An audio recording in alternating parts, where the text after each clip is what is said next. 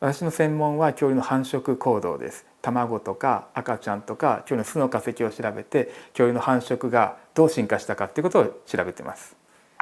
そもそものきっかけはこれも偶然ですね。私も恐竜が好きで恐竜研究したいって大学生の時思ってたんですけど、じゃあ具体的に何研究するのって言われた時に多分答え詰まったと思うんですよ。恐竜のこと知ってるつもりだったんですけど、じゃあ恐竜の何を知りたいのかって聞かれたら急に答えが出てこなくなるんですよね。で最初の一個自分を背中を押すきっかけを小林先生がくれて、私が大学生の時、大学4年生になると卒業研究って言って研究を始めるんですけど、そのちょっと前に私が大学生で小林先生が指導教員だった時に、小林先生が卒業研究どうするって、いくつかテーマあるけどどうするって言っていくつかテーマを挙げてくれたんですね。でその中の一つが恐竜の卵化石っていうのがあって、特に何の今まで興味もなかったんですけども、なんとなくそれ面白そうなのでじゃあそれやらせてくださいって言ったのがそもそものきっかけです。小林先生が説明された時に、中国の広東省で恐竜の卵化石がもう何百個何千個と見つかっているところがあって、そこまだ全然研究されてないからそれ面白いかもよって話してて、恐竜の繁殖行動を探ることで恐竜たちの暮らしぶりが分かる、進化が分かるっていう、すごい世界が広がってたんですね。だからそれがすごく私にとってはすっごい大事な一歩で、それを卵を通して恐竜の世界を見ていくっていうことができたのが本当に良かったなと思います。で特にまだあんまり研究がされてない分野だったので、こんなことも分かってない、あんなことも分かってないっていう、研究すればするほど分かってないことが分かってきたんですね。だったらじゃあ自分が調べようっていう原動力にもつながるし、いまだに解き明かせてない謎がいっぱいあって、まだこれから挑戦していきたいなと思ってますね。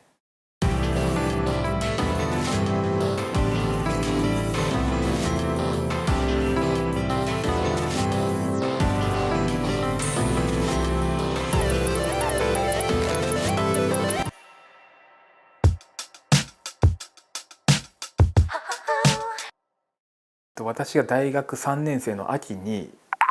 中国の恐竜研究者のジュン・チャン・ルー博士っていう、当時すごい新進気鋭の先生がいて、その先生が北海道大学に客員教授として3ヶ月ほど滞在されたんですね。小林先生がお招きして、でその時に、恐竜の卵中国でたくさん見つかるのでちょっと卵化石をいくつか、持ってきてくれたんですね。で君こういう化石ちょっと研究してみたらどうかっていうふうに渡してもらって、卵の化石の本当に小さな破片なんですけど、それが卵化石手に取る最初の瞬間だったと思うんですけど、初めて見た時は卵の殻なんですけど八つ橋みたいな京都のお土産の柔らかい生八つ橋じゃないです。硬い瓦みたいな感じになってる八つ橋っぽいなって思いました。色も殻の厚みも表面のちょっと粉っぽい感じもそっくりなんですよね。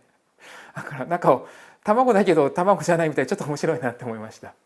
恐竜の卵は本当にいろんな大きさがあって、一番ちっちゃいものだともう親指の第二関節ぐらいのちっちゃいものから、大きいものだと長さ50センチぐらいのラグビーボールみたいなぐらいのものまであります。体の大きさと比例しています。当然小さい恐竜は小さい卵を産んで、大きい恐竜は大きい卵を産みます。ただそれから外れることもあって、体の割に大きい卵を産むっていう、もちろん現在の鳥でもそういうのがいますけれども、恐竜の中にもそういうのがいたりもします。鳥って恐竜よりもずっと体の割に大きな卵を産んでるんですよね。鶏の卵って60グラムぐらいですけど、恐竜からしたらサイズの鳥が大きさの卵を産むってかなり巨大ですね。で恐竜ってそんな大きな卵実は産めなくて、多分鳥に近い恐竜はもうちょっとで鳥に進化するぞっていうようなタイミングの恐竜って多分そういうでっかい卵をおそらく産みたいっていうか進化の流れとしてだんだん産もうとしてくるんですけど、それができないんですね。なぜかっていうと、恐竜は骨盤の骨の形がちょっと鳥と違っていて、大きい卵が産めないような構造になってるんですね。骨盤腰の骨が実は恐竜だとちょっと V 字状になっていて、左右の骨が先っぽでくっついていて、その間を卵が卵管っていうのが通り抜けるので、どうしても丸い幅のある卵を産むことができないんです、恐竜は。これが鳥に進化するとその左右でくっついてた骨が開いて、で体の割にかなり大きな卵を産めるように進化するんですけど、ただ恐竜って基本的にはちっちゃい卵を産む動物です。ただ鳥に近い恐竜になってくるとやっぱり体の割に大きな卵を産もうとする試みがいくつか見られていて、幅はもう決まってるので大きな太い卵を産めないので、そうすると前後に長い卵を産もうとするんですね。だからかなり細長い卵っていうのが鳥に近い恐竜では見られるようになってきています。だから体の割に少しでも大きい卵っていう、ちょっとホットドッグみたいな形の卵ですよねっていうのが出てきて、で少しずつ恐竜の中でも小さな卵をたくさん産んで、数で勝負っていうところからちょっとずつちょっとでも大きい卵を、少しだけ産んで大事に育てようっていう流れが出てきます。でそれが鳥になるとついに、完全に巨大な卵を産んで親が大事に育ててっていうのが出てきます。卵の大きさ形をとっても恐竜たちの進化の流れみたいなのが見えてきて、それにも実はなんか理由があって、そういうところを見ていくと恐竜たちの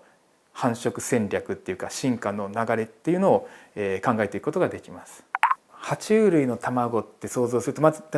ウミガメの卵の産卵シーンを皆さん想像してもらうと、なんか地面に穴が掘ってあってそこにポコポコって卵がランダムに産み落とされていくっていうようなイメージがあると思います。恐竜の中でもそういうふうな産み方をするのもいるんですけど、ものすごい規則的に卵を、産む仲間もいます。オビラプトルの仲間でダチョウみたいな恐竜で、彼は細長いホットドッグみたいな卵を円状にドーナツ状に産むっていうことが知られてます。これ卵がなんていうかな、細長い卵がちょっと中心部分を向くようにして丸く円を描くように卵が産み落とされます。これ一体どうやって産んでるんですかって時々質問されるんですけど、おそらくこのタイプの恐竜は2個ずつ卵を産むことができて、1日2個卵を産んで、次の日かあるいは何日か後にその隣にもう2個産んでっていうふうにちょっとずつ巣を完成させていくんですね。でぐるっと一周して、1周か、実際は23周してるんですけど、で1個の巣が完成するっていう、本当に芸術的な、すごいよくこんなに綺麗に卵を産むなっていうのが化石として本当にそのままの状態で見つかります。体の大きさってすごい生き物にとっては重要で、卵が大きくなればなるほど殻は分厚くしないと卵を産み落とした時に割れちゃうし、簡単にポロッと割れちゃったりするので、殻の厚みが相対的に分厚くなっていくとか、そうすると今度二酸化炭素を出して酸素を入れてみたいな穴の数とか大きさもやっぱり再計算していかなきゃいけないので、大きさによる変動っていうのはすごく重要ですね。ちっちゃい卵大きい卵ただのコピーっていうわけではないです。殻の構造とかそういうことですよね。いろんな違いがあります。まず卵を地面に埋めるタイプの恐竜と親が卵を温める、要は地上に卵を産むタイプでは卵の殻に開いてる穴が違います。硬い殻を産む動物には絶対にちっちゃな穴が開いてるんですけど、鶏の卵もよく見てみるとちっちゃい穴がいっぱい開いてます。これ中の赤ちゃんが息をするための穴で、二酸化炭素を出して酸素を取り入れてっていう呼吸のための穴で、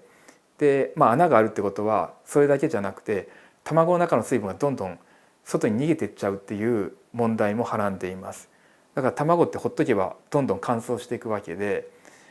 卵に穴があるから穴がたくさんあればあるほど卵の中の水分はどんどん素早くなくなっちゃうわけですよね。で卵を地面に埋める恐竜っていうのは穴だらけになってます。地面の中って別に水分がたくさんあって湿度が高くて、水分損失ってそんなに気にする必要はなくて、むしろ酸素が少ない環境、空気が少ない環境だから穴をいっぱいにするんですね。一方で抱卵する恐竜っていうのは地上に卵を産むので、すごい乾燥した空気の中に卵を産み落とすので乾燥に強い穴の少ない卵になります。だから卵の殻を調べると穴の数とか大きさみたいなのを見ていくと、卵を地面に埋めたのか、あるいは、親が卵を温めたかみたいなことが分かってきます。もちろんそれだけじゃなくて他にも今日の卵の色も最近では分かってきたりしますし、さっき言ってたイボイボみたいな特徴があったりとか、結構今日の卵っていろんな特徴があるんですね。でその全てに答えがまだ見つかっているわけじゃなくて、一体どうしてあるのかっていうことがまだ謎なところもたくさんあります。そういうのを一個ずつ調べていくと、パズルのピースみたいな感じで一個ずつ答えが出てきて、で全体としてその繁殖方法みたいな大きなパズルの絵が描けていくわけですよね。だから私たちがやってることって今ちょっとずつパズルのピースを集めてる段階で、最終的にはなんか大きな絵が見てみたいと。で今もう本当に、全然穴だらけのパズルを今作ってる最中です。この前ラジオで聞かれましたね。これすごい面白いいい質問ですよね。鳥になると遺伝子でもう性決定されているんですけども、ワニだと実は巣の中の温度によってオスメスが決まると。なんか温度がレバーをオスに行くかメスに行くかのレバーみたいなものがあると思っていただいて、それが切り替わってオスメスっていうのが決定されるっていうのがあります。じゃあ中間の恐竜はどうなのかって思うんですけど、ここでポイントなのはワニが卵を地面の中に埋めていて、鳥が自分の体温を使って卵を温めるっていう点ですね。鳥の場合は体温を使うので基本的に卵の温度っていうのはずっと一定になります。それほど振れ幅がなくて、だいたい37、8度前後で卵を温めることができます。そうすると巣の温度によってオスメスが変わるっていうのは鳥だとおそらくできないんですよね。常に卵の温度は一定だから。となると卵を地面に埋めて地面からの熱を利用して卵を温めるワニでその温度による性決定がなされるならば、恐竜でも卵を地面に埋める動物であればワニ型の性決定がある可能性が高くて、で今度オビラプトルとか羽毛恐竜、鳥に近い恐竜で抱卵してたとなると、遺伝子による性決定が鳥型の性決定がされた可能性が今度出てきますね。これを検証する方法は今のところ見つかってないです。どっちこの私が言ったことが正しいかどうかっていうのはわからないので、将来の研究者の方が解明するか私がいつか発見したいんですけどしてもらえるといいと思います。でもこれってすごく重要で、今この例えばどうやって性決定がなされてたかっていう謎はまだ誰も分かってないわけですよね。で誰も分かってない謎っていうのは2通りの理由が考えられて、一つは本当にわからないからもうタイムマシンでもない限り正解にはもう絶対たどり着けないっていう謎と、もう一つやり方手法を開発できてないから分かってない、あるいは研究してないから分かってないっていうもう一個の謎があるんですね。もしかしたら後者の謎の可能性があり得るんですね。だったとしたら私たちからしたら締めたもので、なんか正解のルートさえ見つけ出せばもしかしたら分かるんじゃないかと思います。そういうのが私すごい興味があって、いかに解けてない謎を解き明かすか、新しい手法を見つけ出すかっていうのがすごく恐竜研究してる醍醐味だと思うんですけど、謎解きみたいな、それがすごく楽しいですね。これ私は逆になんで恐竜鳥の系統で赤ちゃんをそのまま産む種類が生まれてこないのかなって時々考えます。いやそれ本当にすごいその通りで、それぞれやっぱり利点があるんですよね。卵で産むと早い段階でメスの体内から赤ちゃんを体外に出すことができるので、例えば鳥なんかだったら空を飛ぶのに体が身軽になるから飛べるし、本当に敵が来た時に自分が逃げるっていうことを優先できるわけですよね。だから親と子を切り離すっていうのは一個戦略の一つです。逆に哺乳類はもうお腹の中で大事に育てて、確かにリスクは出てくるんですけれども、そうすることによって大きくある程度育った赤ちゃんを産むことができるし、親子のつながりが出てきて、それもまた社会性につながってくると思うんですけども、いくつか利点が出てきます。恐竜は私胎生の恐竜がいてもいいんじゃないかなって思うんですけど見つかんないですね。どういうわけか、ワニ、恐竜、鳥類、種竜類っていうグループでは一度も胎生が進化してきてないんですね。そのトカゲとかヘビとかちょっとまた別の種類の爬虫類だと胎生っていう赤ちゃんを直接産むスタイルって100回以上独立して進化してんですね。だから爬虫類では別に珍しいことではないんですけど、なぜか恐竜のグループだけは絶対に卵を産むっていうのがあります。この謎はまだ正直によく分かってはいないと思いますね。赤ちゃん化石も見つかってます。これ本当に稀で、そんな簡単には見つからない、もう本当に何千個とか何万個に1個ぐらいの割合だと思うんですけど、そういう化石が見つかっている例もあります。胚化石っていうんですけど、生まれる前の卵の中の赤ちゃんの骨の化石っていうのが見つかる例があります。これ何が重要かっていうと、卵化石ってそれだけで見つかってもどの恐竜が産んだかっていうのは分かんないんですよね。卵が見つかってでも何の恐竜か分かんなかったら結局意味がなくて、そういうすごく稀だけど中に赤ちゃんが入ってるのが見つかると、あ、このタイプの卵はこの恐竜のものだったんだっていうのが初めて分かって、で親と卵の紐付けができて、そうすると卵化石だけ見つかった場合でも、あ、このタイプの卵はこの恐竜のものだっていうのが分かってきて、私たちが研究に使えるわけですね。恐竜も、全ての大陸から今の全ての大陸から見つかっていて、南極大陸からも恐竜化石が見つかってるんですね。で北だと、シベリアとかアラスカからも恐竜化石が見つかってます。だからもう地球上のかなり隅々まで恐竜っていうのは進出してるんですけど、今よりは白亜紀恐竜時代気温は高かったので今ほど寒い厳しい環境っていうわけではなかったんですけども、それでも北極域とか南極域って夏場は日が沈まなくて冬場は太陽が昇らないっていう、かなり過酷な環境だったことには変わりがないので、恐竜たちにとってもすごく大変な環境だったと。でもそういうところに適応して暮らしてたわけですよね。その質問まさに私も疑問に思って、大学院生の時に疑問に思って、アラスカで恐竜が見つかってるんだったら一体どうやって彼らは卵を温めていたのかと、そもそも恐竜って爬虫類じゃなかったのかと思うんですね。で実際卵の殻の化石もシベリアから見つかってんですね。ハドロサウルス類っていうカモノハシ恐竜、カムイサウルスとかパラサウロロスみたいな恐竜の仲間とか、トロードンっていう小型の鳥に近い羽毛恐竜の卵殻化石が見つかっていて、でよくよく調べていくとうまいことそんな厳しい環境でも卵を温めていたことが分かってきたんですね。鳥に近いトロードンだと、親が抱卵して卵を温めるっていう行動を取っただろうってことが卵の殻の化石から推測できます。それからカモノハシ恐竜、でっかいハドロサウルス類の恐竜は自分で卵を温めることができないので地面の熱を利用して卵を温めなきゃいけないんですけど、地面の熱で卵を温める方法ってそんなに多くはないんですね。皆さん地面の中に手入れてあったかいなって思うことってそんなないと思うんですけど、夏場だったらなんか砂浜とか暑って思う時があるかもしれないですね。そういう時は太陽の熱で地面が熱せられてっていうことはありえるんですけど、北極域でそんな地面が熱くなるってことはまずないです。そうすると考えられる方法っていうのは地熱か、温泉とか火山の近くの熱せられた地面に卵を産むか、あるいは植物の発酵熱って言って植物が腐る時に微生物の分解の働きによって発酵熱を出すことがあるんですね。それによって地面が温められるということがあります。でよくよく北極域の恐竜の卵化石を調べていくと、地熱の証拠はないと。そうすると植物の発酵熱を利用していただろうってことが予想できるわけですね。でこの方法だったら、多少涼しい環境でも当時の白亜紀でも、利用できるってことが分かっていて、